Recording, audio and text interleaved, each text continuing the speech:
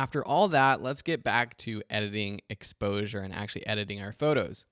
So below the white balance options, you have exposure. You have multiple sliders. One is for overall exposure, which is the brightness of the entire image. All parts of the image will become brighter or all parts will become darker. And that's a good way if your entire image is too bright or too dark to sort of adjust the exposure.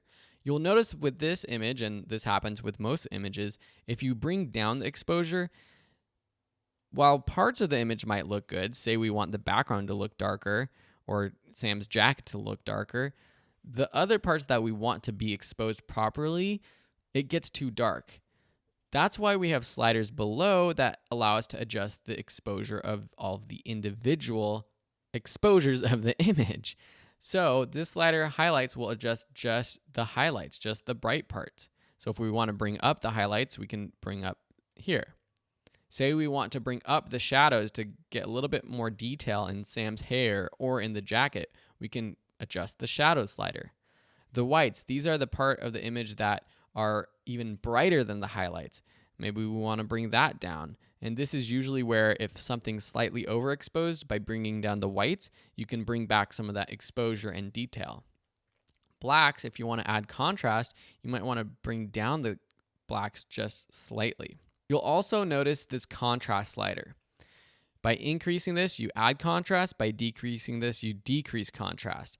Contrast is the ratio of dark to bright. And so by increasing the contrast, the darks get darker and the brights get brighter. By decreasing contrast, the brights get darker and the darks get brighter. You can see on this histogram up here at the top, which is a good thing to look at when you're adjusting exposure. You've got the darks on the left, the brights on the right. And if I take the overall exposure to the left, everything moves to the left. If I take it to the right, everything moves to the right.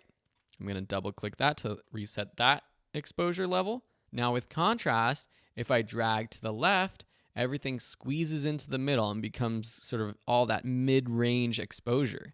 If I go all the way to the right, everything sort of spreads out. The darks become darker, the brights become brighter.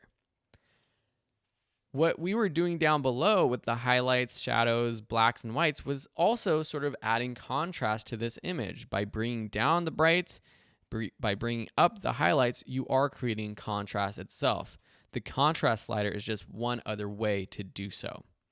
Cool, so that's how you adjust exposure, play around with these sliders with your own images or with some of the other sample images to practice getting proper exposure with all those photos and also to get creative with it.